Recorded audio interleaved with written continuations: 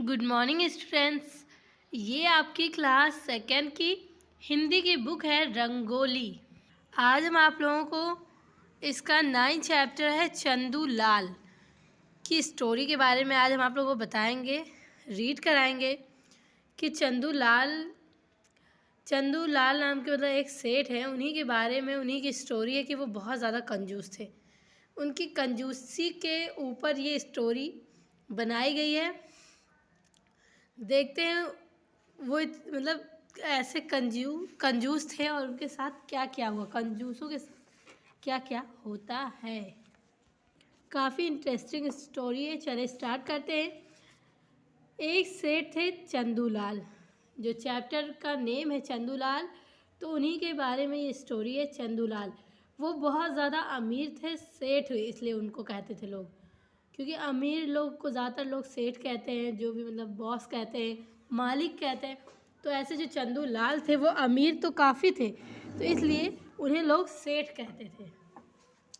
वे बड़े कंजूस थे, कि वो इतने ज़्यादा पैसे उनके पास थे, लेकिन फिर भी वो बहुत कंजूस थे और हर समय करोड़पति बनने के सपने देखा करते थे। कि वो अमीर तो थे, बट वो चाहते थे कितना ज़्यादा मेरे पास आ जाए और हम कितना ज़्यादा उसका इस्तेमाल करें, उसको और ज़्यादा।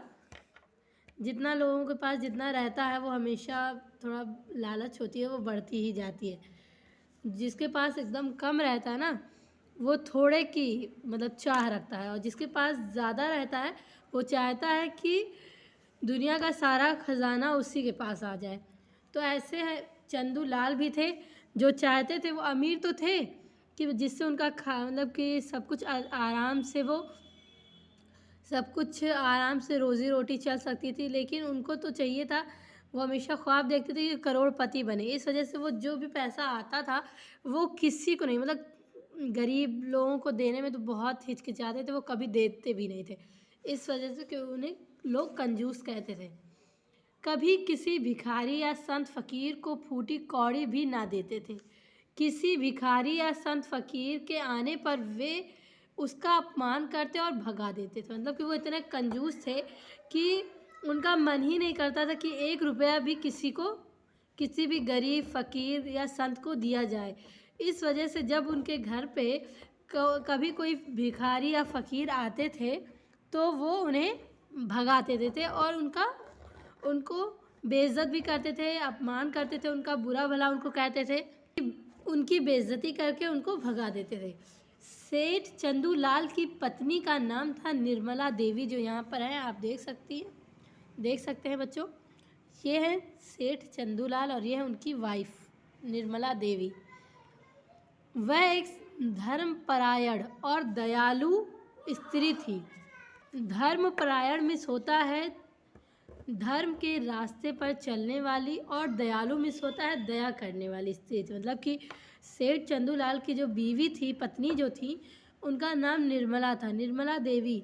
वो कि धर्म पर चलने वाली एक स्त्री और दयालु, दूसरों पर, गरीबों पर, सब पे दया करने वाली स्त्री थी।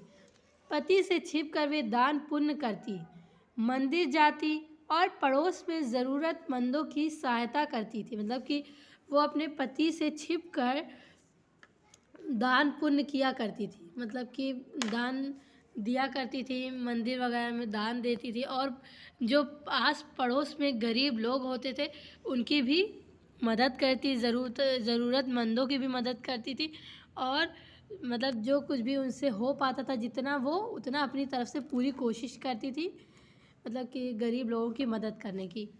एक बार की बात है, सेठ जी घर पर नहीं थे। ऐसे में एक साधु महाराज द्वार पर आए तो सेठानी ने आदर पूर्वक उन्हें घर में बैठाया। कि एक बार की बात है कि शायद कभी उस टाइम की बात है जब सेठ जो चंदूलाल थे वो घर पर नहीं थे, और उस टाइम एक साधु आए थे। कौन आया था?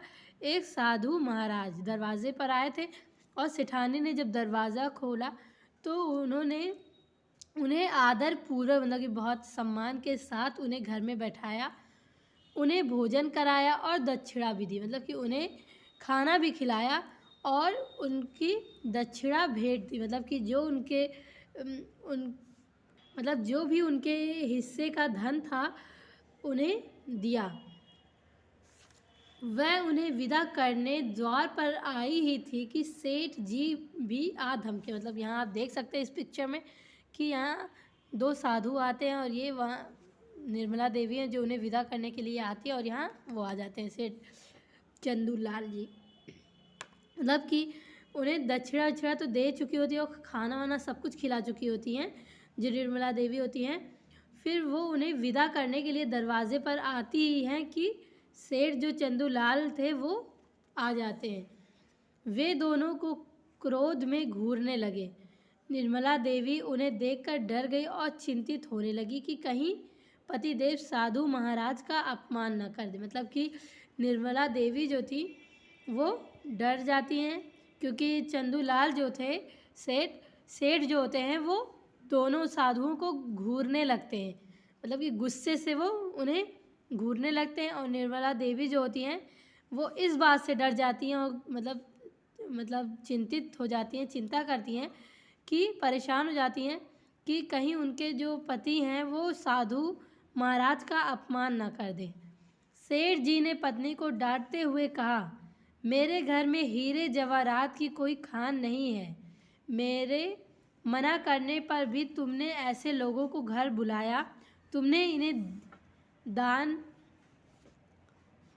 मतलब कि सेठ जी होते हैं जो हैं वो बहुत ज़्यादा गुस्से में अपने पत्नी से कहते हैं, निर्मला देवी से डांटते हुए कहते हैं कि मेरे घर में जैसे कंजूस लोग होते हैं तो बहुत ज़्यादा गुस्सा होते हैं। अगर उनका 1 रुपया भी कोई ले लेता है या किसी गरीब या किसी को भी दे दे तो बहुत ज़्यादा गुस्से होते हैं। उसी तरह सेठ चंदूलाल भी जो होते हैं वो बहुत ज़्यादा क्रोधित होकर बहुत गुस्से में अपनी पत्नी को डांटते हुए कहते हैं कि हमारे पास कोई मेरे घर में कोई हीरे और जवाहरात की कोई खान नहीं है।